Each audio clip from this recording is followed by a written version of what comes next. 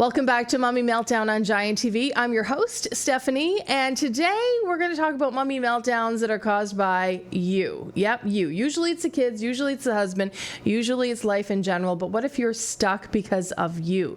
Sometimes you get so stuck in your life and you're not living your best life. Well, today we're going to get you unstuck with the help of Stuart Knight. Stuart is an accomplished and award-winning entrepreneur and critically acclaimed author of 2 books, and he has one of the most sought-after podcasts in Canadian YouTube and social media history. And today he's on the show and he's hoping that he's going to help you and maybe even me get a little unstuck with life. Stick around.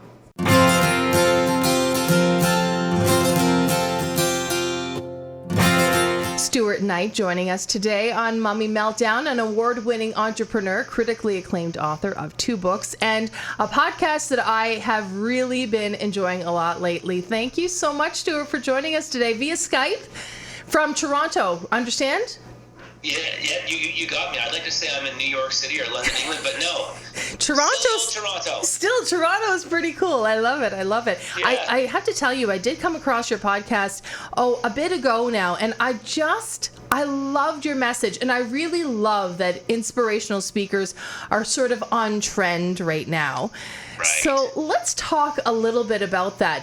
How did all this sort of, I feel like inspirational speakers, and I don't know if you like that term or you prefer another term, but I feel like there's been waves, they really are, they're very popular, and then they kind of are not as popular, or people start to say naysayers, but now we're on the upswing again with inspirational thoughts and messages, and people are really receptive to it. Yeah, it's okay. So first of all, by all means, call me a motivational speaker, an inspirational speaker, because those are the terms that most people can relate to, right? Those are the things that they know. And I see myself as a perspective speaker, as an educator. Without a doubt, there is a motivational component to it. But yes, I without a doubt fall into that category. And so, to answer your question, yeah, it's a funny industry because to me it's kind of like acting, where I've had actor friends over the years who have been frustrated by this. They'll be sitting in an audition room and there's all kinds of pretty people sitting around them getting ready to do an audition for that commercial, let's say. And they know that 90% of the people in that room are really only there because they just love the idea of being able to have a job as an actor. I mean, it's got to be one of the coolest jobs in the world. They don't really have this enormous desire to be an actor. And when it comes right down to it, to get up there and say, wow, that green car really goes fast, you don't need to be a high-level actor to be able to say a line like that. Right. And what I'm getting at here is that the motivational speaking industry is the same way, where you've got all these people who want to do it, all these people who say their dream is to be up on stage, to inspire other people, to travel the world, to get paid well, and they haven't done work into what it takes to be one. And they think it's going to be as simple as saying, oh, that green car really does go fast. And so while it is a trendy industry, as we both know, it's been around for, I would say since the 1920s, 1930s, when Dale Carnegie really made it as popular as it is today. Right, yes. And now I think they're saying it's a $15 trillion industry. Whoa. Yeah, it's huge. It's huge. And so I just wish I was making more of that $15 trillion. I love your story. I have to tell you, when we introduced the show, I was talking a little bit about how it's easy to feel stuck. And, the name of my show is Mommy Meltdown, and lots of things cause me to have mom meltdowns, whether it's the kids or my husband or work or just life. And sometimes you just get stuck in that moment.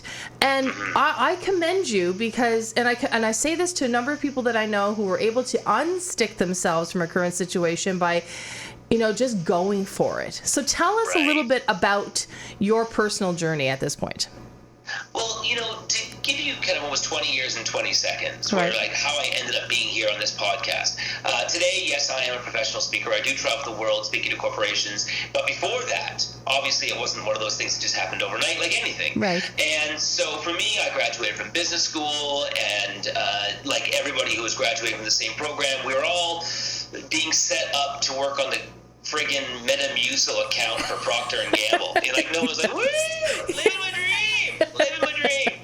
And so I did that thing that I had gone to school for. I started working in the corporate arena, and there are a lot of really super cool jobs in the corporate world. But like anything else, I realized you really have to work hard for a very long period of time in order to get those cool jobs. Right. And for me, very early on, I'm saying like the age of 22, 23, and I'm 46 now, I was looking at the amount of work that I was going to have to do in that world and realizing I don't want to be in this world for that long before I get the cool job at the really great paycheck. Right. So I'd always been an entrepreneur as a kid. I was the kid who had my own lawn cutting company, cutting 10 lawns a week and just so I didn't have to work at McDonald's. Yeah. And so I decided, I had been reading a lot about motivational speakers or people who were motivational speakers. I was really inspired by their stuff. And I thought, what if I could take this and turn it into something that at that time young people would be able to relate to, like high school students. Right. Because I was young. I'm not going to go into the corporate arena, right? Yeah. And so I decided to write a show where I wanted to have not just myself, but I wanted to have a person of color, because I knew that half my audience were going to be multicultural on some level. Right. And I wanted to have a female on stage. Okay. And so I wanted to make sure that the audience had at least one person up there that they felt like they could relate to. Right. So I created this show, and this show was called A Whole New Perspective. And it was about, overcoming your fears and avoiding peer pressure and taking risks. And this show then, eventually, like anything else, nobody wanted to hear it. Nobody wanted to see it. And so eventually, though, it got a little traction. And after a few years, it got the attention from Coca-Cola. Okay. Coca-Cola picked it up, and then we started touring it nationally. Now, I want to make very clear, I was still, hundreds of thousands of dollars in debt. I thought Coca-Cola was going to, change my life, and, Not so much. Not so much. So I toured there for a while, but then I started noticing that the adults in the audience, the principals, the teachers, they were getting just as much from the show as much as the kids were. So I thought maybe I could write a kind of a cool, funky show that addressed a lot of the same issues, but on a much more mature level for adults. Okay. So that was when I took over a loft space in Toronto. I started running this show. I wrote a musical. I'm a motivational musical, and started writing this show, producing this show in this loft that I actually also lived in because no theater would have rent itself to me. Right. And I started doing a show every single Saturday night where the audience would come in, they'd be entertained, like in a kind of a New York style Broadway type show. They would have a great laugh. It was edgy. Then it turned into a party. People would network.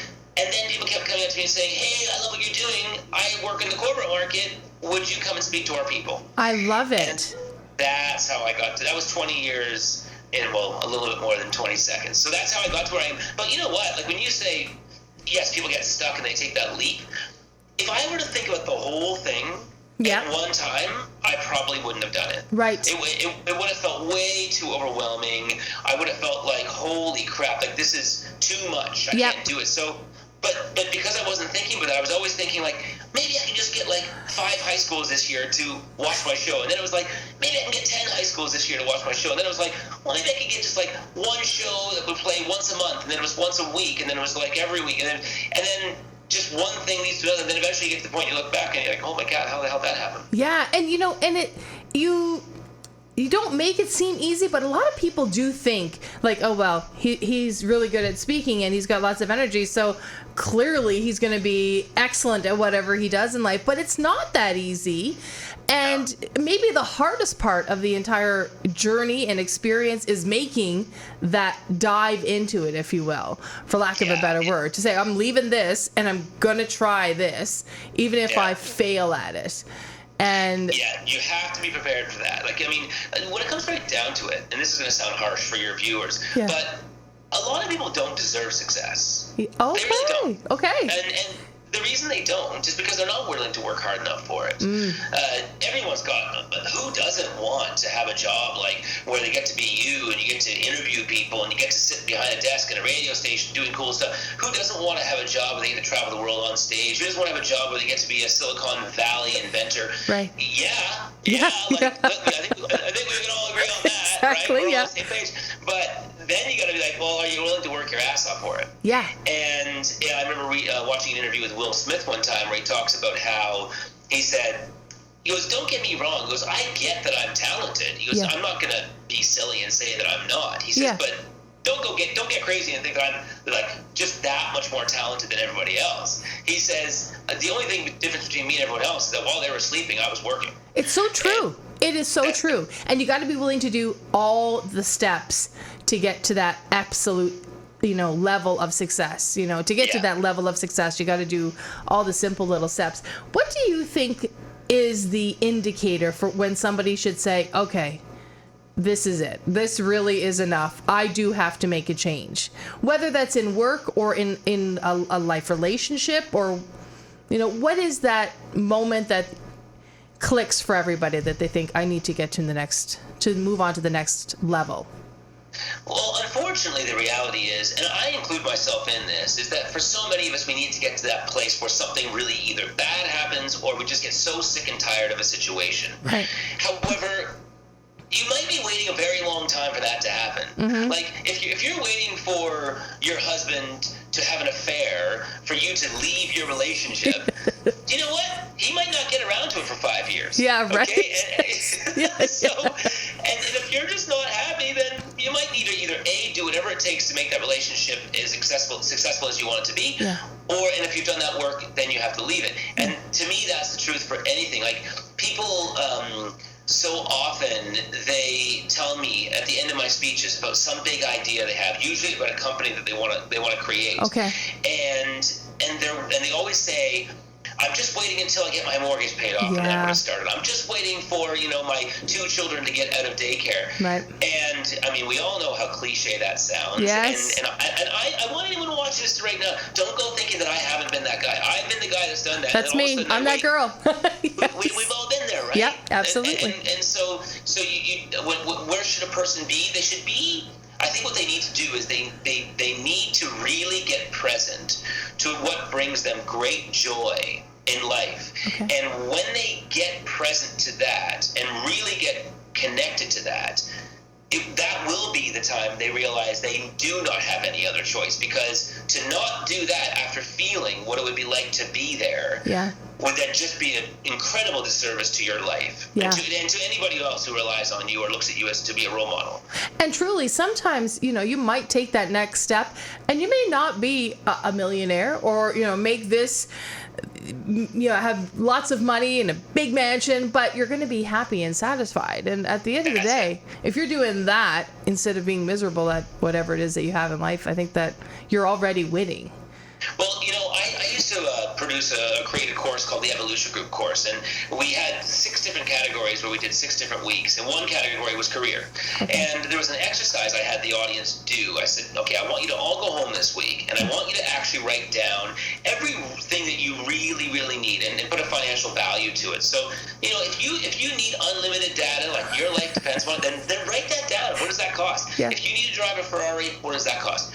And I said, and bring your number back to me. So the next week, everyone came back, and I'd say, okay, Susan, what's your number? And she'd say, well, in order for me to have what I want, I need $42,000 a year. Okay, Michael, what's yours? $89,000. What's yours? $23,000. Wow. Okay. Yeah. And what happened was with that exercise was that everybody in the room came to realize that they were convinced that they needed to work at a job they didn't like in order to make an amount of money that they thought they needed.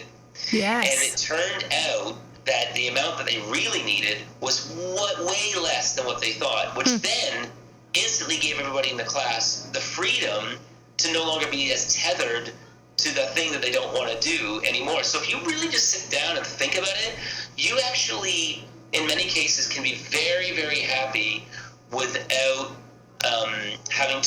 without feeling like you need to do something you don't like doing in order to be happy. You still have to work your ass off. Yeah. But, I feel like that's a great exercise that any of us could do. You sit down and you really just think about what is important that you need in your life, and then maybe find your passion that way. No question. One of my big factors, so I make a good living doing what I do. I have a house in the city of Toronto. I drive a nice car. I get to go on nice vacations. Right. And I think about, if I were to double my income, what would I do differently? The reality is it's not much different. Maybe I would always fly business class. Right. Maybe I would I don't know, maybe I would maybe buy the slightly more expensive bottle of wine in the restaurant, but it's not really that much more. Yeah. And so for me, my motivator now, the thing that really turns me on to make lots of money and to want to make more money is just the excitement of A, thinking about new companies that I could start that I hopefully will do good in the world, and B, I get so excited, and your viewers are going to say, oh, this guy's so full of shit, but I actually care about the idea of like just giving that money away to people. Like, I love that. I don't think you're full of you. I don't think you're full of it. I love it. Okay, that's fantastic. One person. I do, Stuart. No, I think that is really says a lot about your personality that you're willing to do that. I think that it only takes one person. If you decide that you're going to do that, somebody else might say, that's kind of neat, So if you could start a chain like that, it'd be kind of cool. How do you get rid? Once you've done it too, once you've given money away to people and you've seen how they've changed their lives, it's a drug that you just want more of. Yeah, that's very true, isn't it? How do you get rid of the negative talk?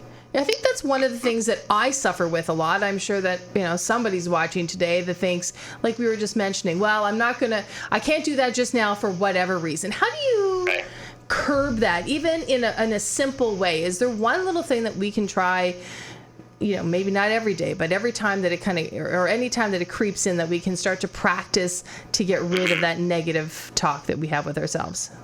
Okay, well, let me give you a couple really quick ones, okay? So the first is, and people know about this, but they don't do it, and that is literally just positive self-talk. I mean, I didn't invent it, but it works. Yeah. You look in the mirror and you remind yourself of all the great things you have done.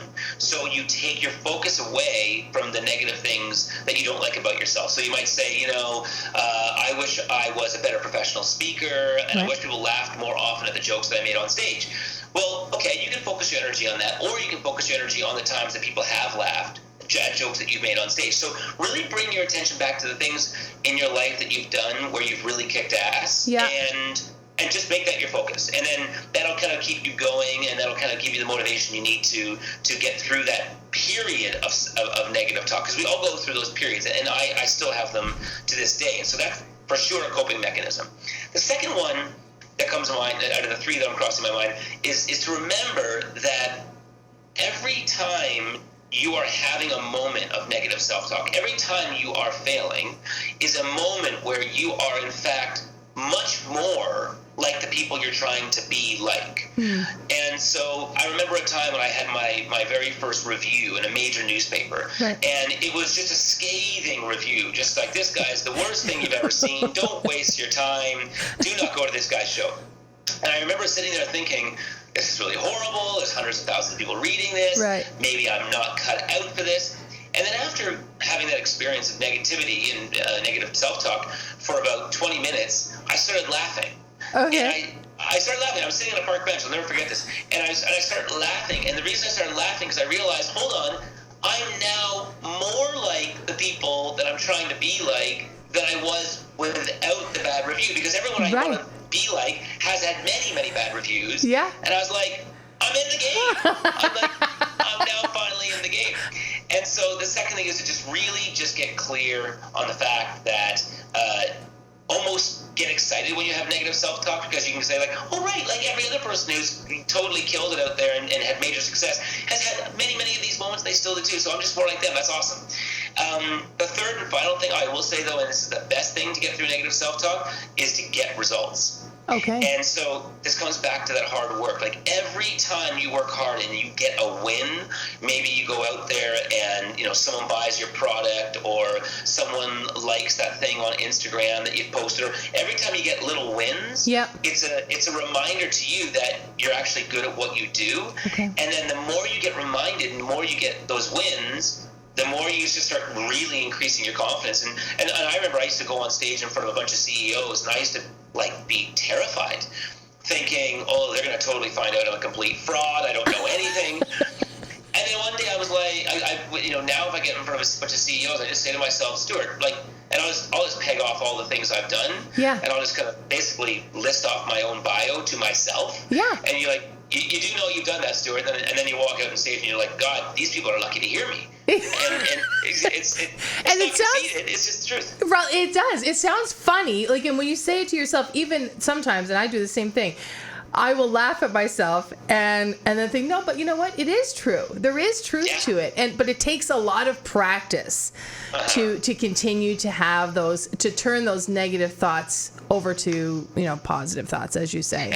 And I would even go as far as, for those who are watching this, when someone compliments you and says, hey, you know what, I just want to let you know you were really great in that meeting today, the way that you kept the energy up in the room. Yeah. Keep a journal of those kinds of things. Good idea. Write it down. Sally today, or Raheem said to me, whoever it is, that I'm really great at conducting meetings and keeping the energy in the room, and put the date beside it. And then when you find yourself having negative self-talk, pull out the journal, and you're going to have all these great things people have said about you, and like, oh yeah, right, I forgot, I'm awesome. I am awesome. That's a great idea. I have to do that myself. I really like that one. I recently watched an interview that you did where you talked, you said one phrase, start anywhere, it could lead you everywhere. Yeah. And I thought that was so profound, and I think that's a good thing to take away from today. That's probably the best piece of advice that you could give somebody, that even if you're not really sure what to do, take the leap. Here's the thing, is that, because I remember one time, because I got to the point where I was being asked so often, hey, what should I do with my life? Yeah. And I still get this question all the time. And I always say, start anywhere, because anywhere is a place. Yeah. And anywhere will lead you everywhere. And so if I were to dot, or create a line from all the dots from the last 25 years to where I am today, yeah. It's such a crazy mishmash of dots, and I realized that one dot might have been, I don't know, here's an example. I had an idea one time when I was at Lilith Fair years ago, and I kept thinking, all these women on stage already have made it, and we're doing a celebration of female artists. Right. I said, well, what about all the females who haven't made it yet? Right. We should do a festival for them. And so I created this thing called the Wonder Women Festival of the Arts. Okay. And I just put it out to a bunch of women, and I said, okay, we're going to have categories. We just rented out a building. One floor was visual arts, another room was theater arts, another room was music, and then so on, right? And everyone just kind of throughout the day did their thing, and people bought a ticket, and they just went around throughout the day and watched whatever was going on in that room at the time. I never made any money off of that, never led me to anything. But I can tell you that there'll be times in my life today where I'll get a phone call from somebody, and they'll say, yeah, we'd love to book you. We've heard great things for you. We want you to be our keynote speaker. Yeah. And then just through conversation, I'll say, well, how'd you hear about me? Oh, I heard about you through this person. Oh, and I start thinking about them. I was like, oh my God, I met that person at the Wonder Woman Festival of the Arts 15 years ago. And so in the moment, it didn't make sense, right, as an element of strategy toward my ultimate goal. Right.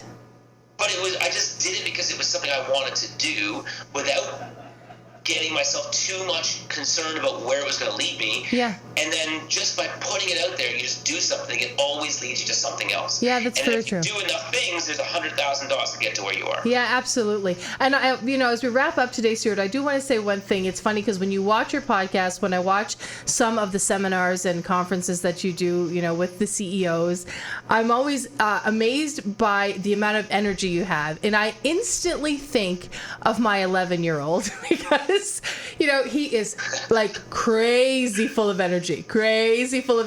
Yeah. And often I think to myself, what is he going to be when he grows up?